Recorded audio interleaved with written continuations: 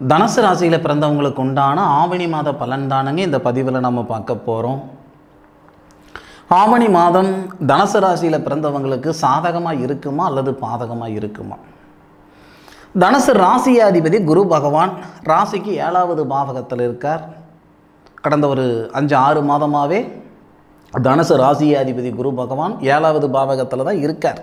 ஆனாலும் செவ்வாவுடைய சாரத்தில் இருக்கும் பொழுதும் ராகு பகவானுடைய சாரத்தில் இருக்கும் பொழுதும் கண்டிப்பாக நமக்கு பலன்கள் மாறி இருக்கும். ஒவ்வொருத்தருக்கும் ஒவ்வொரு விதமான எதிர்பார்ப்பு இருக்கிற மாதிரி ஒரு கிரகம் எந்த சாரத்தில் வராரோ அந்த சாரத்துக்கு தகுந்த மாதிரியான பலன்கள் கண்டிப்பாக மாற்றங்கள் இருக்க தான் செய்யும். ஆவணி மாதம் 1ஆம் தேதியிலிருந்து ஆவணி மாதம் 31ஆம் தேதி வரை குரு பகவான் உங்களுடைய ராசிநாதன் அவருடைய சுய சாரத்தில் புனர்பூச நட்சத்திரம் சொல்லக்கூடிய ஸ்ரீராமர் அவதரித்த நட்சத்திரம் அதுபோக குரு பகவானுடைய சுய சாரத்தில் இருந்து உங்களுடைய ராசியை பார்க்கிறார். குரு பகவானுக்கு பார்வை அப்படின்றது 5ஆம் பார்வை, 7வது பார்வை, 9வது பார்வை. 5வது பார்வையாக உங்களுடைய ராசிக்கு 11வது பாவகத்தையும், 7வது பார்வையாக உங்களுடைய ராசியும், 9வது பார்வையாக உங்களுடைய ராசிக்கு 3வது பாவகத்தையும் பார்க்கக்கூடிய அற்புதமான தருணம் வரக்கூடிய ஆவணி மாதத்தில். அப்போது சுக்கிர பகவான் உங்களுடைய ராசிக்கு லாபஸ்தானாதிபதினு சொல்லக்கூடியவரும் உங்களுடைய ராசிக்கு 7வது பாவகத்திலிருந்து ராசியை பார்க்கிறார். எதுக்காக இந்த விஷயம் இல்லை நான் சொல்கிறேன் அப்படின்னா, ஒரு மனுஷனுக்கு நேர காலங்கள் மட்டும் சாதகமாக இருந்ததுன்னா ஆண்டியாக பிறந்தாலும் சரி ஆண்டியாக வளர்ந்தாலும் சரி அரசன் ஆகிடுவாங்க. அதே நேர காலங்கள் பாதகமாக இருந்ததுன்னு வச்சுக்கோங்களேன், அரசனாக இருந்தாலும் ஆண்டி ஆகிடுவாங்க. இது நிறைய நம்ம பார்த்துருக்கோம், நிறைய நம்ம கேட்டிருக்கோம் இல்லையா? அப்போ சந்தர்ப்பமும் சூழ்நிலை தான் ஒரு மனுஷனுக்கு ஒரு மனுஷனை வாழ வைக்கிறதோ இல்லை கீழே போக வைக்கிறதோ. தனுசு ராசியில் பிறந்தவங்க அடுத்த லெவலுக்கு வர்றதுக்கு உண்டான பிரமாதமான நேரத்தை தானங்க இந்த பிரபஞ்சம் வரக்கூடிய ஆவணி மாதத்தில் தருது. ஆதாரம் இல்லாமல் சொல்லலைங்க, 100% ஆதாரபூர்வமாக சொல்கிறேன். ஃபஸ்ட்டு உங்களுடைய ராசிநாதன் இருக்கக்கூடிய சூழல் பிரமாதம். லாபஸ்தானாதிபதினு சொல்லக்கூடிய சுக்கிரனோட சேர்றது ரொம்ப ரொம்ப நல்ல விஷயம். சுக்கிரனுடன் சேர்றது மட்டும் கிடையாது, அசுரகுருன்னு சொல்லக்கூடிய சுக்கிரனுக்கும் தேவகுருன்னு சொல்லக்கூடிய உங்களுடைய ராசிநாதன் குரு பகவான் தான் சாரம் கொடுத்துருக்கிறார். 2 பேருமே புனர்பூச நட்சத்திரம் ஸ்ரீராமர் அவதரித்த நட்சத்திரத்தில் தான் 2 கிரகங்களும் இருக்குது. உங்களுடைய ராசியை பார்ப்பதால் மன வாழ்க்கையில் இருக்கக்கூடிய இன்னல்கள் சிக்கல்கள் நீங்க போகுது. அதுபோக புரிதல் இல்லாமல் இருக்காங்க, ஆசை 30 நாள் மோகம் 60 நாள்ன்ற மாதிரி 3 மாதம் வாழ்க்கை தானுங்க நான் வாழ்ந்தேன் அப்படின்னா, இந்த நாளில் இந்த மாதத்தில் 2 பேருக்கு இருக்கக்கூடிய கருத்து வேறுபாடுகளை சரிப்படுத்தும் அல்லது நிரந்தரமாக பிரிஞ்சு போனவங்களுக்கு 100% மறுமணத்தை ஏற்படுத்திடும். அதில் மாற்று கருத்து இல்லை. திருமணம் தான் எனக்கு சிக்கல் ஏற்படுத்திருச்சு, திருப்ப முனையை தரல, மறுமணமாவது எனக்கு மகிழ்ச்சியை தருமா அப்படின்னு நினைக்கக்கூடிய தனுசு ராசியில் பிறந்தவங்களுக்கு, அது ஆணாக இருந்தாலும் சரி பெண்ணாக இருந்தாலும் சரி, இந்த நேரத்தில் 100% சாதகமான நேரம். அதுபோக தனத்துக்கு அதிபதி தனஸ்தானாதிபதினு சொல்லக்கூடிய சனி பகவான் நமக்கு பாதகாதிபதி தான், நல்லது செய்ய மாட்டார். ஆனாலும் சனி பகவானுக்கு சாரம் கொடுத்தவர் தன்னுடைய சுய நட்சத்திரத்தில் அவர் இருந்தாலும் குரு பகவானுடைய ஆதிக்கத்தில் தானே இருக்கார். அப்புறம் வக்ரகதியில் இருக்கிறாரு பார்த்துக்கிடுங்க. அப்போ சனி பகவானுடைய பார்வையும் உங்களுடைய ராசியாதிபதி குரு பகவானுடைய பார்வையும் சுக்கிர பகவானுடைய பார்வையும் ஏன் செவ்வாவுடைய பார்வையும் 4 கிரகங்களுடைய பார்வை உங்கள் ராசி மேலே படுது. 1ஆம் தேதியிலிருந்து 5ஆம் தேதிக்குள்ளார மன வாழ்க்கையில் இருக்கிற சிக்கல்களை நீங்கள் சரிப்படுத்திக்கிடலாம். அதுக்கான நேரம், அதில் மாற்று கருத்து இல்லை. பிரிஞ்சு போன காதலர்களாக இருக்கட்டும், பிரிஞ்சு போன கணவன் மனைவியாக இருக்கட்டும், 1ஆம் தேதியிலிருந்து 5ஆம் தேதிக்குள்ளார பேச்சுவார்த்தை நடத்தினால் சுமூகமாக ஆகிடும். நீங்கள் முயற்சி செய்து பாருங்கள். கணவன் மனைவியில் ஒருத்தருக்கு வாழணும்னு நினைப்பாங்க, ஒருத்தர் எனக்கு இந்த பொழப்பே வேணான்னு நினைப்பாங்க. அவங்களோட வாழணும்னு நினைக்கிறவங்க இந்த ஆவணி மாதம் 1ஆம் தேதியிலிருந்து 5ஆம் தேதிக்குள்ளார நீங்கள் பேசி பாருங்கள்.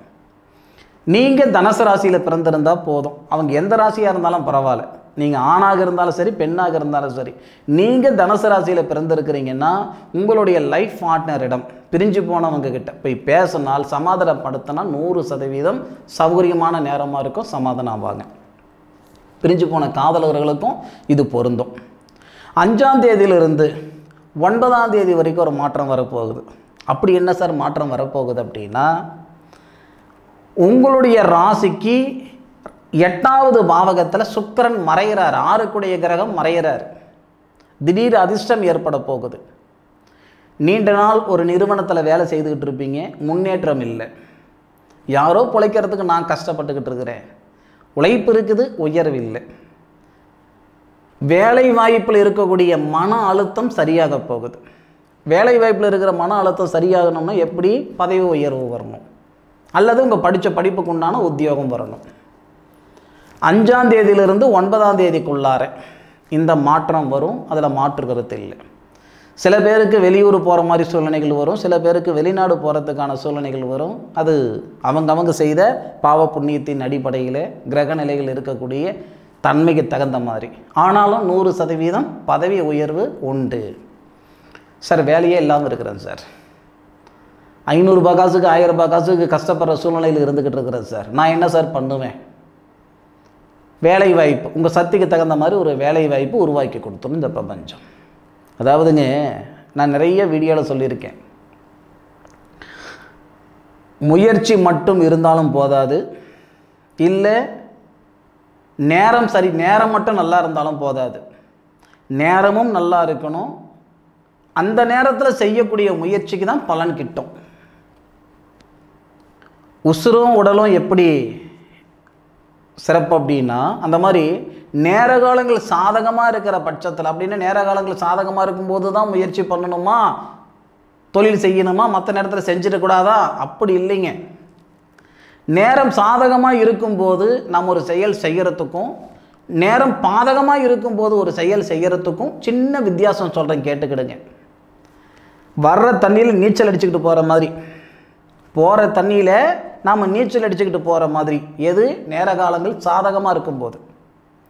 அதே வர்ற தண்ணியில் ஆப்போசிட்டில் எதிர்நீச்சல் அடிக்கிறது அப்படின்றது தான் பாதகமாக இருக்கிற நேரத்தில் நம்ம செயல்படுறது. ஒரு வேலையை ஆரம்பிக்கிறது, ஒரு வீடு வாசல் கட்ட ஆரம்பிக்கிறது, இந்த திருமணம் போன்ற விஷயங்களில் போய் செயல்படுறது, இதெல்லாமே எதிர்நீச்சல் போடுறதுக்கு எல்லாருக்குமே பிடிக்கும் அப்படின்னு சொல்லிட முடியாது. காசு பணம் வச்சுக்கிட்டு என்ன பண்ணுறது தெரியாத இடத்துல நான் இருக்கேன், நட்டமானாலும் பரவாயில்லையா அப்படின்னு நினைக்கிறவங்க நினச்ச நேரத்தில் தொழில் செஞ்சு போடலாம். ஆனால் நம்ம அப்படி இல்லை. ஒரு முறை நட்டமாகி போச்சுன்னா மறுபடியும் செய்கிறதுக்கு நமக்கு பணமும் கிடையாது, செய்யணும்னு நினைக்கிறதுக்கு மனசும் கிடையாது. அப்படி இருக்கிற பட்சத்தில் கால நேரம் அறிஞ்சு தான் நம்ம ஒரு செயல் செய்யணும்.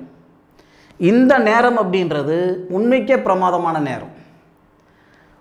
1ஆம் தேதியிலிருந்து 5ஆம் தேதி வரைக்கும் ஒரு மாற்றம், 5லிருந்து 9ஆம் தேதி வரைக்கும் ஒரு மாற்றம், 26ஆம் தேதியிலிருந்து 31ஆம் தேதி வரை தொழில் ஸ்தானாதிபதினு சொல்லக்கூடிய புதன் ஆட்சி உச்சம் பிரமாதமாக இருக்கும். அதே மாதிரி செவ்வாய் புத்திரஸ்தானாதிபதி உங்கள் ராசிக்கு 5க்குடைய கிரகம் 10வது பாவகத்தில் புத்திரபாகியத்தில் இருக்கிற தடைகளை நீங்கக்கூடிய தருணமாக இருக்கும். எப்போ? 1ஆம் தேதியிலேருந்து உங்களுக்கு ஸ்டார்ட் ஆகிடும். 1ஆம் தேதியிலிருந்து 29ஆம் தேதி வரை வரும். புத்திரகாரகனாகப்பட்ட குரு உங்கள் ராசியை பார்ப்பதும், குடும்பஸ்தானாதிபதினு சொல்லக்கூடிய சனி உங்கள் ராசியை பார்ப்பதும், திருமணகாரகன் சொல்லக்கூடிய அந்த சுக்கிரன் உங்கள் ராசியை பார்ப்பதும், புத்திர ஸ்தானாதிபதினு சொல்லக்கூடிய செவ்வாய் உங்களுடைய ராசியை பார்ப்பதும், கிட்டத்தட்ட 4 கிரகங்களுடைய பார்வை. இந்த 4 கிரகங்களும் அந்த குடும்பம், புத்திரபாக்கியம் இந்த மாதிரி விஷயத்தில் கம்யூனிகேஷன் இருக்குது. அப்போ நமக்கு 1ஆம் தேதியிலிருந்தே மாற்றம் வந்துடும். ஆனாலும் 26ஆம் தேதியிலிருந்து 31ஆம் தேதி வரை, 31ன்னு கூட சொல்ல முடியாது, 29 வரை ரொம்ப பிரமாதமான நேரம். ரொம்பனா ரொம்ப பிரமாதமான நேரம். 26 to 39, சரி 26 to 29, 39 எங்கே வருது? 29. அந்த 3 நாள் ரொம்ப பிரமாதமான நாள். 26 to 31 வரை தொழில் ஸ்தானம் விஷயம், இந்த தொழில் ஆரம்பிக்கிறது, தொடங்கிறது, இடமாற்றங்கள் செஞ்சுக்கிறது, இந்த மாதிரி விஷயங்களெல்லாம் பார்க்கலாம்.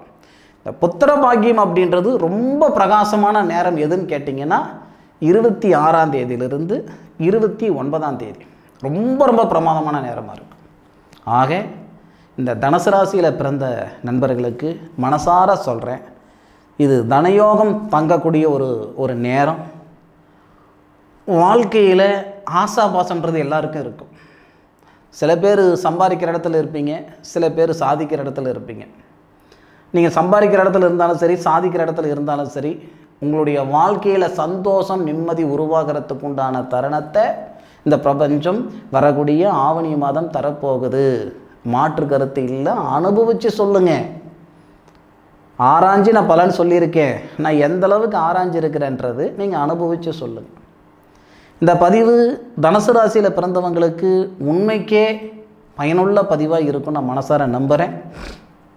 மீண்டும் பயனுள்ள ஒரு தகவல் இன்னொன்று நான் கொடுக்குறேனுங்க.